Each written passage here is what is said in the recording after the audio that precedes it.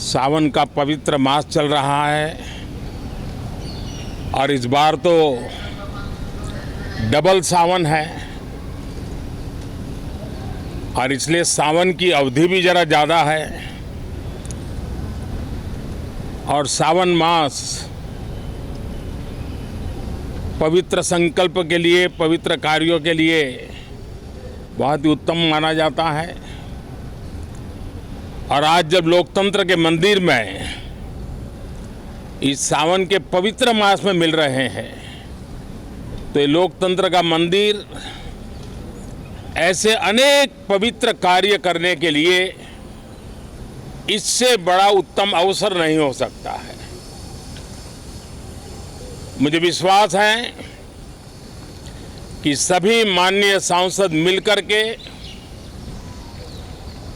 इस सत्र का जनहित में सर्वाधिक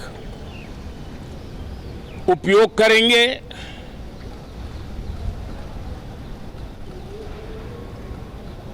संसद की जो जिम्मेवारी है और संसद में हर सांसद की जो जिम्मेवारी है, ऐसे अनेक कानूनों का बनाना, उसकी विस्तार से चर्चा करना बहुत ही आवश्यक है। और चर्चा जितनी ज़्यादा होती है, चर्चा जितनी ज़्यादा पैनी होती है, उतना जनहित में दूरगामी परिणाम देने वाले अच्छे निर्णय होते हैं। सदन में जो माननीय सांसद आते हैं वो धरती से जुड़े हुए होते हैं, जनता के दुख दर्द को समझने वाले होते हैं और इसलिए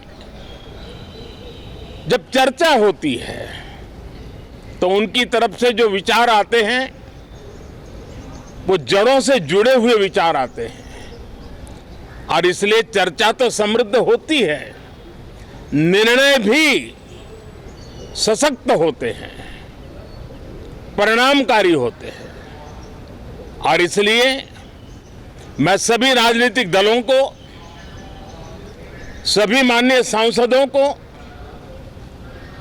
इस सत्र का भरपूर उपयोग करके जनहित के कामों को हम आगे बढ़ाएं।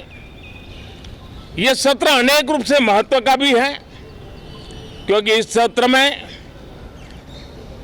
जो बिल लाए जा रहे हैं वो सीधे सीधे जनता के हितों से जुड़े हुए हैं। हमारी युवा पीढ़ी जो पूरी तरह डिजिटल वर्ल्ड के साथ एक प्रकार से नेतृत्व कर रही है, उस समय डेटा प्रोटेक्शन बिल देश के हर नागरिक को एक नया विश्वास देने वाला बिल है और विश्व में भारत की प्रतिष्ठा बढ़ाने वाला बिल है। उसी प्रकार से नेशनल रिसर्च फाउंडेशन, ये बिल एनआरएफ नई शिक्षा नीति के संदर्भ में एक बहुत बड़ा अहम कदम है और इसका उपयोग अनुसंधान को बल देना, इनोवेशन को बल देना, रिसर्च को बल देना और हमारी युवा पीढ़ी जो विश्व के अंदर नए उपक्रमों के द्वारा विश्व का नेतृत्व करने का सामर्थ्य रखती है, उनके लिए बड़ा अवसर देकर के आ रही है। जनविश्वास बिल सामान्य मानवीय के प्रति भरोसा करना,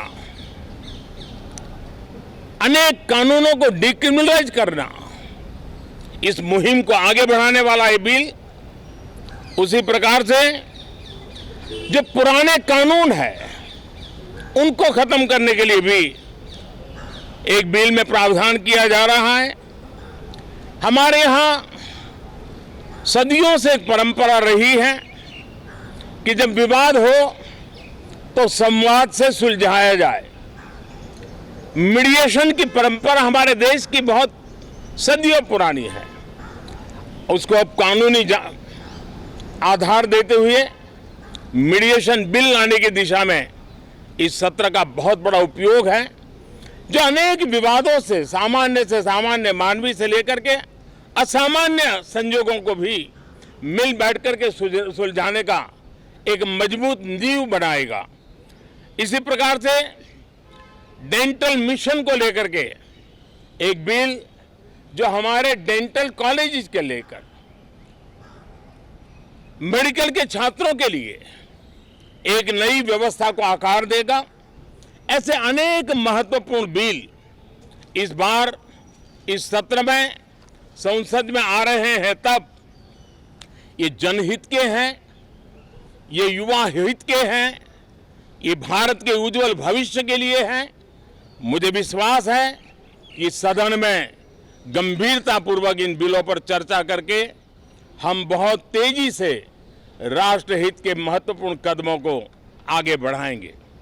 साथियों, आज जब मैं आपके बीच आया हूं, इस लोकतंत्र के मंदिर के पास खड़ा हूं, तब मेरा हृदय पीड़ा से भरा हुआ है, क्रोध से भरा हुआ है। मणिपुर की जो घटना सामने आई है, किसी भी सभ्य समाज के लिए यह शर्मसार करने वाली घटना है। पाप करने वाले, गुनाह करने वाले कितने हैं, कौन है, वो अपनी जगह पे है, लेकिन बेइज्जती पूरे देश की हो रही है। 140 करोड़ देशवासियों को शर्मसार होना पड़ रहा है। मैं सभी मुख्यमंत्रियों से आग्रह करता हूं कि वे अपने राज्य में कानून व्यवस्था को और मजबूत करें, खास करके हमारी माताओं बहनों की रक्षा के लिए कठोर से कठोर कदम उठाएं। घटना चाहे राजस्थान की हो, घटना चाहे छत्तीसगढ़ की हो, घटना चाहे मणिपुर की हो, इस देश में, हिंदुस्तान के किसी भी कोने में, किसी भी की राज्य सरकार में राजनीतिक वाद विवाद से ऊपर उठ करके कानून व्यवस्था का महात्मा, नारी का सम्मान, और मैं देशवासियों को विश्वास दिलाना चाहता हूं, किसी भी गुनहगार को बख्शा नहीं जाएगा। कानून अपनी पूरी शक्ति से, पूरी सख्ती से एक के बाद एक कदम उठाएगा। मणिपुर की इन बेटियों के साथ जो हुआ है, इसको कभी माफ नहीं किया जा सकता है। बहुत बहुत धन्यवाद दोस्तों।